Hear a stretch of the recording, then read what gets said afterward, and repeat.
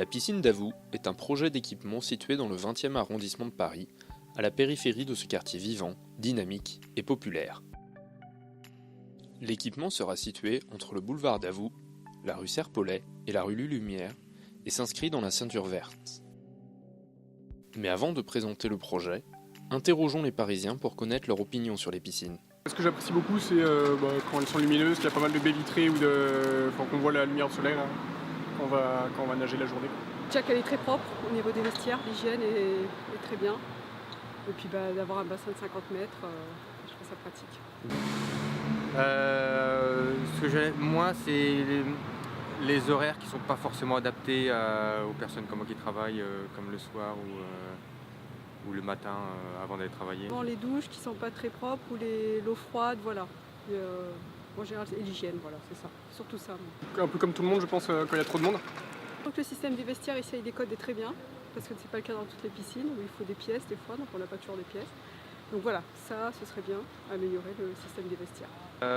Moi qui ai des enfants, j'aimerais bien des espaces plus adaptés aux enfants, comme avec des petits coins de jeu, avec des petits toboggans ou du matériel adapté aux enfants.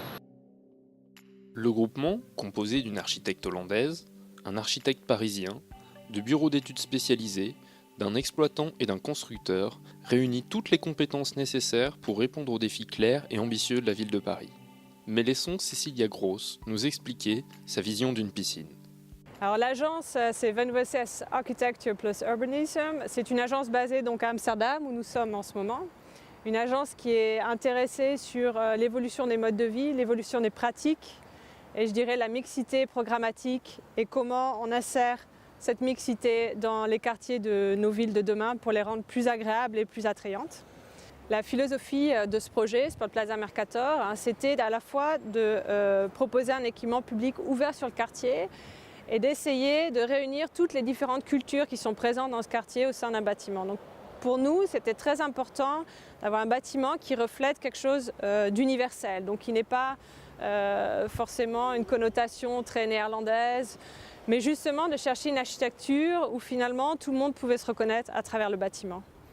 Le fait d'être inséré dans un parc, le fait de s'ouvrir aussi sur le quartier, c'était pour nous le prétexte de vraiment intégrer une façade végétale sur tout l'ensemble du complexe qui fait que la vie du bâtiment et aussi son esthétique, on va dire, varie suivant les saisons, suivant les années, puisque maintenant ça fait 10 ans qu'il existe et que ça résulte à un équipement public qui est plein de vie et qui a été adopté par tous les gens du quartier.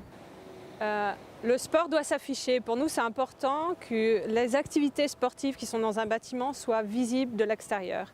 Donc, il y ait toujours un perpétuel contact entre usagers et, je dirais, futurs usagers. Donc, d'essayer d'attiser un petit peu les gens pour les stimuler à rentrer dans l'équipement et à l'occuper et l'activer. Un équipement public sportif, à mon avis, il doit être vraiment intégré dans son contexte. Ici, on a vraiment choisi de l'intégrer à la fois au parc et de l'ouvrir sur le quartier et de créer par des volumes qui s'adaptent à la fois aux fonctions qui sont à l'intérieur mais qui aussi forment les espaces extérieurs comme cette toiture terrasse qui offre un solarium exceptionnel pour tous les nageurs du complexe. Ce projet de piscine, en conception, réalisation, maintenance et exploitation, est une première pour la ville de Paris. Il s'agit d'un projet vitrine auquel notre esprit d'entreprendre s'attache à répondre avec une vision globale de l'acte de construire et de son exploitation. Nous, on pense qu'un groupement de ce type, c'est extrêmement intéressant et pour un exploitant, c'est vraiment bien de pouvoir être là dès le début de la conception de l'ouvrage, de pouvoir échanger à la fois avec la maîtrise d'œuvre et puis avec le constructeur. On pense que ça permet d'optimiser un certain nombre de choses, notamment en termes d'usage et derrière sans doute optimiser le coût global de l'opération en réfléchissant dès le départ à la maintenance du bâtiment, à la maintenance de tout ce qui est de tous les organes techniques de la piscine et puis bien évidemment favoriser l'accueil du public. Notre projet d'équipement réside dans le concept d'une piscine située dans un parc. L'objectif est de créer un espace hors de la ville dans la ville pour tous. Il s'agit d'une invitation au loisir aquatique et à la détente.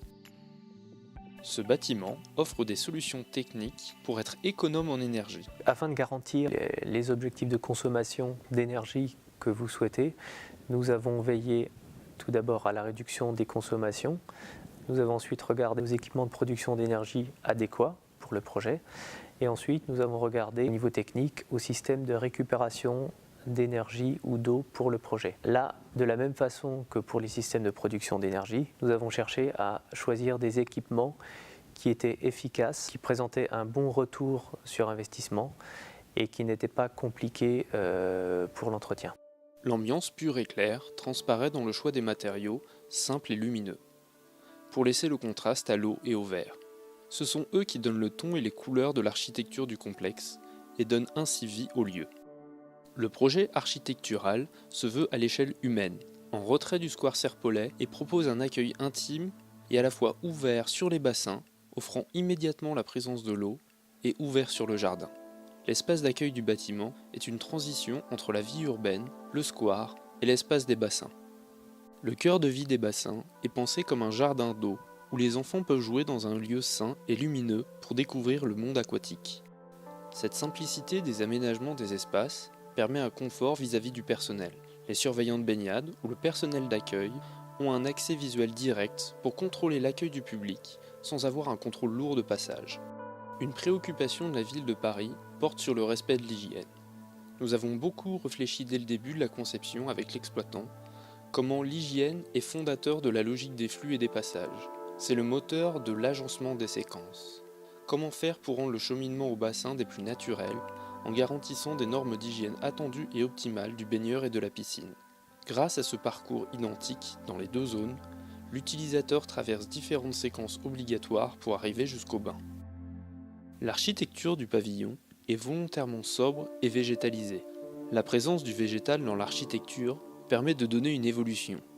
Il n'est pas figé, il évolue avec les saisons, avec le temps, parfois dégarni, parfois vêtu d'une carapace de fleurs. Cette protection végétale permet de réguler l'enveloppe du bâtiment. En hiver, cette paroi végétale protège des intempéries et du froid, et en été, elle limite les apports solaires et participe au rafraîchissement de l'enveloppe.